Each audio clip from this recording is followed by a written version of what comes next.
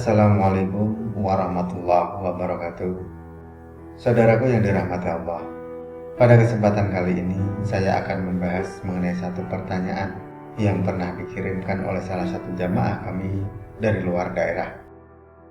Inti dari pertanyaannya adalah, apa ada tanda taubat kita sudah diterima oleh Allah Subhanahu wa Ta'ala?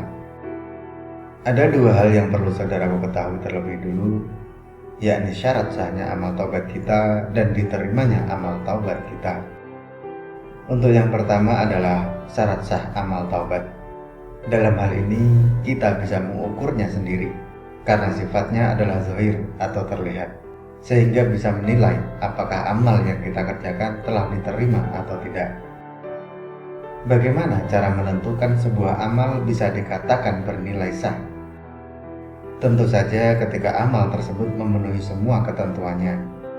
Di antara ketentuannya adalah terpenuhinya syarat, rukun, wajib, dan tidak ada unsur pembatalan.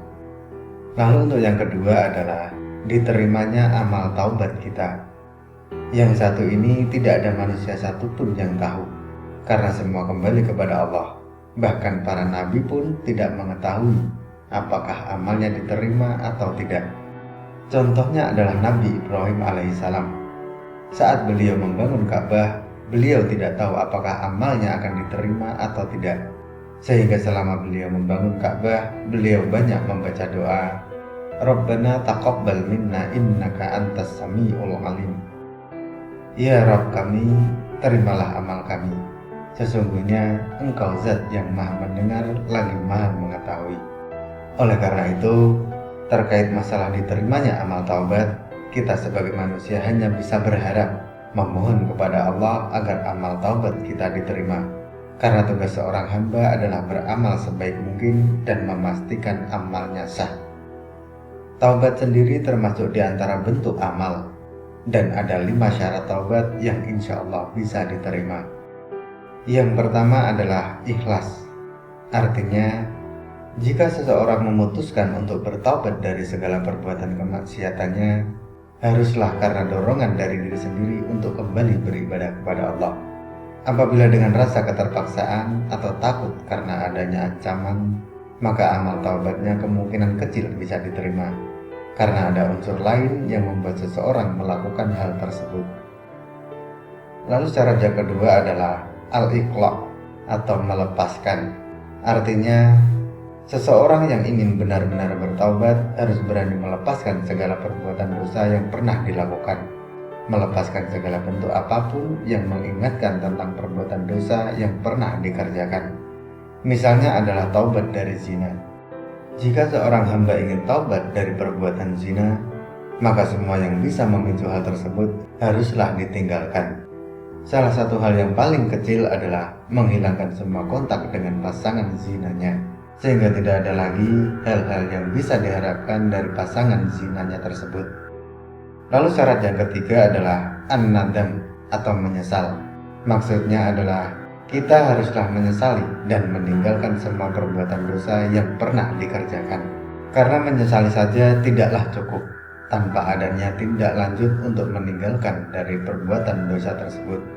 Lalu syarat yang keempat adalah al-azm atau tekad. Hal ini mungkin sedikit sulit bagi seseorang yang ingin bertaubat dari segala kemaksiatan. Akan tetapi, jika kita benar-benar ingin bertaubat, tekad harus ditanamkan dalam diri sebagai fondasi supaya tidak mengulang kembali dosa-dosa yang pernah dikerjakan. Lalu syarat yang kelima adalah taubatnya dilakukan sebelum ditutupnya kesempatan taubat, yakni ketika ruh sudah di tenggorokan atau matahari telah terbit dari barat. Yang perlu saudaraku ketahui adalah jika dosa tersebut terkait kezaliman antar sesama hamba, maka diharuskan untuk menyelesaikannya. Misalnya, jika kita pernah mengambil barang milik orang lain, maka kita harus meminta maaf, mengembalikan barang yang pernah diambil, atau meminta untuk merelakannya. Insya Allah, dosa kita akan dihapus oleh Allah Subhanahu wa Ta'ala.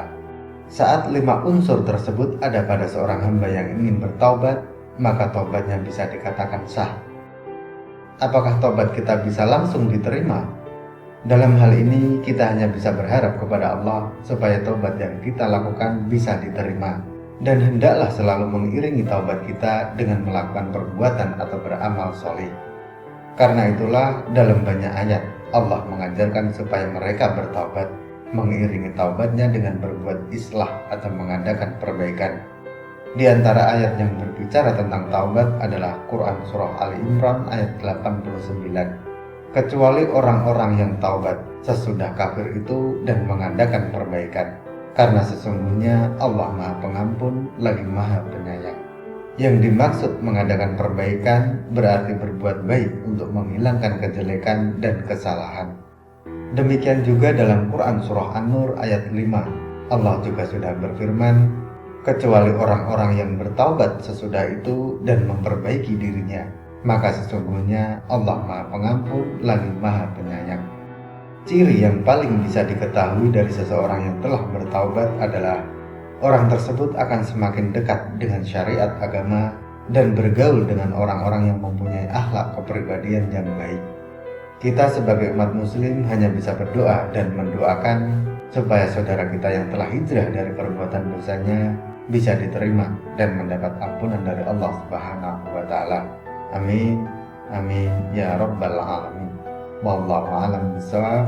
Semoga materi ini bermanfaat. Sampai ketemu pada materi berikutnya. Dan wassalamualaikum warahmatullahi wabarakatuh.